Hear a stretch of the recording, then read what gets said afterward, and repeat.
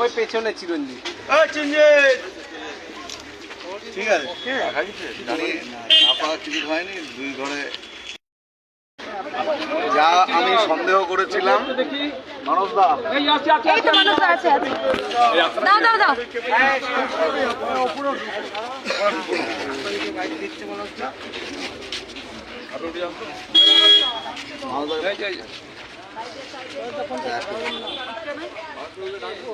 বুমটা ঠিক করে রাখো, এটা মাঝখানে ধরো, আপ ডাউন হলে তো বুমটা তিনটে বুম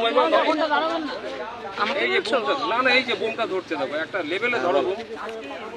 যাবো পলাশবাবু, আপনাকে কি বিষয়ে জিজ্ঞাসাবাদ করা হলো? আপনাকে যে তলব করা হয়েছিল লেকটাউন থানায়, কি নিয়ে জিজ্ঞাসাবাদ করা হলো? যেটা আশঙ্কা করেছিলাম সেটাই সত্যি দেখা গেল, যে যাদবপুরের ঘটনার প্রতিবাদে যা রাজ্য জুড়ে নানান আন্দোলন এইসব হচ্ছে, এটা তারই পরিপ্রেক্ষিতে আমাকে ডাকা। মানে পরপর কতগুলো ঘটনা এখানে ঘটেছে, যে আমাদের জেলাতে আমরা সিদ্ধান্ত করেছিলাম যে গত সোমবার, বোধহয় তারিখ হিসেবে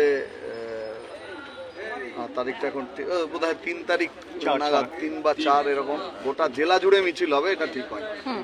তার অঙ্গ হিসেবে শিক্ষামন্ত্রী ব্রাত্য বসুর কেন্দ্র দমদম স্টেশন থেকে নাগেরবাজার অবধি মিছিল হয়েছে।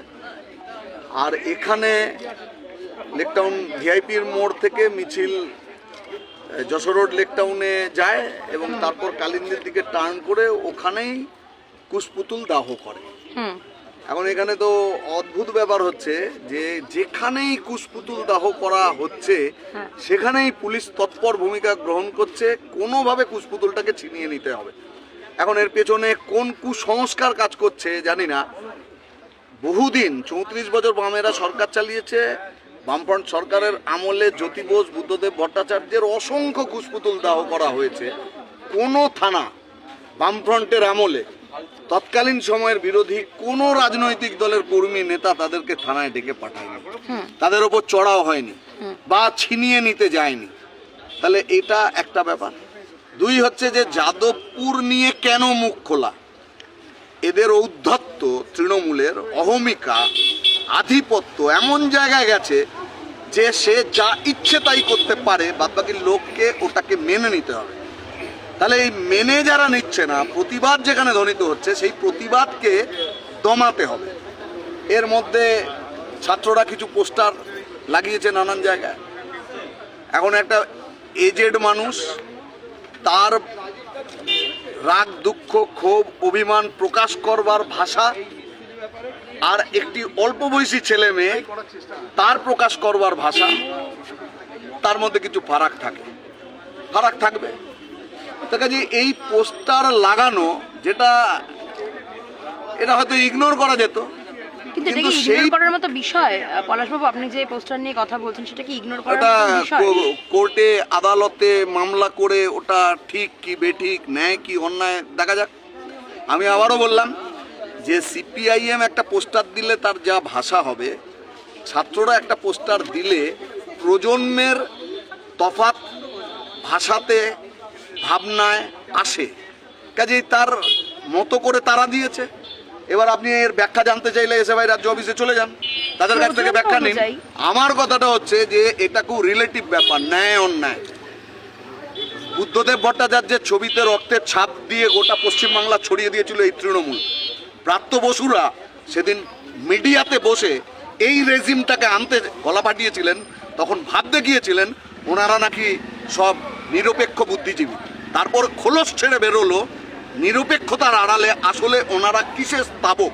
তখন মাওবাদীরা বলছে 350 লোক খুন করে দিয়েছে সিপিএমের, আর ওনারা এদের পক্ষে দাঁড়িয়েছিলেন। সেই কিষেনজি বলেছে মমতাকে চাই, আর ব্রাত্য বসুরা সেই মমতা বন্দ্যোপাধ্যায়ের রেজিম আনবার জন্য গলা ফাটিয়েছেন মিডিয়ায়, তারপর এক সময় নিজেরা দাঁড়িয়ে গিয়েছেন।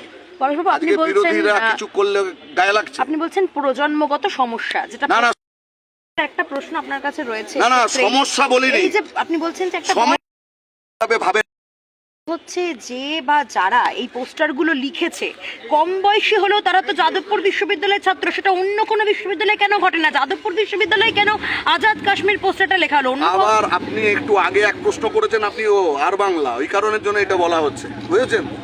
যে এই কারণে বলা হচ্ছে আপনারা হিন্দু মুসলমান ছাড়া এই চ্যানেলের কোনো কাজ নেই, মানুষকে ডিভাইড করতে হবে। এত আন্দোলন হচ্ছে, তার মূল কথা হচ্ছে গণতন্ত্র থাকবে কি থাকবে না, পশ্চিমবাংলার কলেজগুলোতে নির্বাচন হবে কি হবে না, এটা হচ্ছে মূল ব্যাপার। আইসি ইলেকশন হবে কি হবে না, তৃণমূলের তাঁবে থাকবে না মানুষ তার গণতান্ত্রিক পরিসরে তার স্বাধীন মত প্রকাশ করবার অধিকার পাবে, এইটা দিতে চায় না। আর বিজেপি এইটা রাখতে চায়, ওই কারণে মোহন ভাগবত তিলোত্তমার ব্যাপারে আরজিকরের ঘটনায় সরকারের পাশে দাঁড়ায়। এই কারণে অভিষেক বন্দ্যোপাধ্যায় জনৈক হয়, তার বাবার নামও থাকে না, ঠিকানাও থাকে না, ওটা আমন্ত্রণ পত্র বিজেপিতে আসো। এই কারণে এক গাদা মামলা কোনোদিন নিষ্পত্তি হবে না। সিবিআই জুজু দেখাবে ইলেকশন এলে ভোটটাকে ভাগ করবার জন্য, আর মিডিয়া দিয়ে মানুষকে বোঝানো হবে দেখো ভয়ঙ্কর লড়াই তৃণমূল আর বিজেপি। এখন বেকায়দায় যখনই পড়ে তৃণমূল, বিজেপি তাকে বাঁচানোর চেষ্টা করে। যাদবপুরে বেকায়দায়, এই কারণের জন্য এখন কাশ্মীর, এখন দেশদ্রোহী। আপনি কি মনে করেন নাকি আপনার বয়সী ছেলেমেয়েরা ওখানে পড়াশুনো করে? আমাদের কৃতি সন্তানরা সব দেশদ্রোহী? কে দেশপ্রেমিক? শুভেন্দু অধিকারী দেশপ্রেমিক? অভিষেক বন্দ্যোপাধ্যায় দেশপ্রেমিক? এত মাফিয়া রাজত্ব চালাচ্ছে, দাঙ্গা হাঙ্গামা বাঁধানোর মতো প্ররোচনামূলক কথা বলে যাচ্ছে প্রত্যেকটা দিন। সমস্ত চুরি, জোচ্চুরি, দুর্নীতি যেদিন শুরু করেছিল শুভেন্দু ছিল এক জায়গায়, এরা সব মিলে পাপ করেছে। আজকে কেউ মমতাকে দোষী সাব্যস্ত করবার পরে জেল খেটে বেরিয়ে এসে আজকে মমতা বন্দ্যোপাধ্যায় গুণগান গাইছে, আর কেউ বিজেপিতে গিয়ে মমতা বন্দ্যোপাধ্যায়ের গভর্নমেন্টকে টেকানোর দায়িত্ব নিয়েছে। কাজে এরা যাদবপুরকে মানুষের কাছে ঘৃণার জায়গা তৈরি করতে চায়। এরা যাদবপুর কেন তৃণমূল বাকিটা যেমন আধিপত্য তৈরি করতে পেরেছে, দমিয়ে দিতে পেরেছে, যাদবপুরকে দমাতে পারছে না কেন, এই আক্ষেপ, তার থেকে এইগুলো করা হয়েছে। এটা ম্যানুফ্যাকচার্ড। ওখানে যে বিভাজনের সুর তোলা হচ্ছে, চেষ্টা করা হচ্ছে, দেশদ্রোহিতার তকমা দেওয়ার চেষ্টা করা হচ্ছে, এগুলো শাসক দুই দলকে সাহায্য করবার মতো আমার ধারণায় এটাও হয়তো কোনোভাবে তৈরি করা হয়েছে যাতে যাদবপুরের মূল আন্দোলন থেকে মানুষের দৃষ্টি ঘুরিয়ে দেওয়া যায়। সুকান্ত মজুমদার বারবার বলছেন যে এটা গট আপ তৃণমূল এবং মানে সিপিএম এর, টিএমসি আর বিজেপি যে সেটিং করে চলছে কি বুঝতে মানুষের খুব একটা অসুবিধে হচ্ছে, কিন্তু এমন সর্বাত্মক প্রচার, সেই প্রচারের শেষ পর্যন্ত অনেক মানুষ প্রভাবিত হয়ে যান। তার একটা গুরুত্বপূর্ণ ভূমিকা পালন করে মিডিয়া, তার মাধ্যমে একটা বিরাট অংশ মানুষকে প্রভাবিত করা যায়। এরা তা করছে, কিন্তু আসলে কি বিজেপি এ রাজ্যে গভর্নমেন্টে আসতে পারবে না।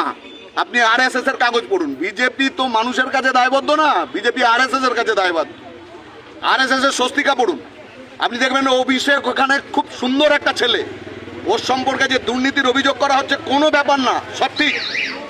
মোহন ভাগবত এখানে এলেন, উত্তাল বাংলা, 14ই আগস্ট রাত দখল করতে রাস্তায় নেমেছিলেন 2 কোটি মানুষ। তাহলে মানুষ কত বাড়িতে থেকে সমর্থন করেছিলেন এই আন্দোলনকে। আর মোহন ভাগবত এই কলকাতার মাটিতে দাঁড়িয়ে বলে গেলেন যে আরজি করের ঘটনায় রাজ্যের সরকার যা করবে আমি তার সাথে আছি। একটা মামলার নিষ্পত্তি হলো না, একটা মাফিয়া রাজত্ব এখানে চলছে বছরের পর বছর। সমস্ত দুর্নীতিতে অভিযুক্ত মানুষগুলো তারা বড় বড় মালা পরে এখন বসে আছে বড় বড় মঞ্চে। বিজেপি এখানে দাঁড়ানোর মতো বিজেপির কোনো জায়গা নেই। বিজেপি এইখান থেকে বাড়তি কিছু এমপি পাচ্ছে, নইলে মোদির গভর্নমেন্ট থাকতো না। তাহলে এটা রাখতে গেলে তৃণমূলকে রাখতে হবে, বিভাজন ঘটাতে হবে, হিন্দু মুসলমান বিভাজন ঘটাতে হবে। আর মানুষ দারিদ্রে থাক, ধনী দরিদ্রের পার্থক্য তৈরি হোক, মানুষের বেকারত্ব হোক, মূল্যবৃদ্ধি হোক, এগুলো দিয়ে তাকানোর দরকার নেই। শিক্ষিত ছেলেরা টোটো চালাচ্ছে, জোম্যাটোর খাবার ডেলিভারি করছে, এদিকে দৃষ্টি দেওয়া যাবে না। হিন্দুকে বোঝাও মুসলমান তার শত্রু, মুসলমানকে বোঝাও হিন্দু তার শত্রু, ভোটের বিন্যাস তৈরি করো। এ তো সেটিং। এই সেটিং টিএমসি বিজেপি দুজনে মিলে করে যাচ্ছে। যাদবপুর তার আরেকটা উদাহরণ, দুজনে এক জায়গায় এসে দাঁড়িয়েছে।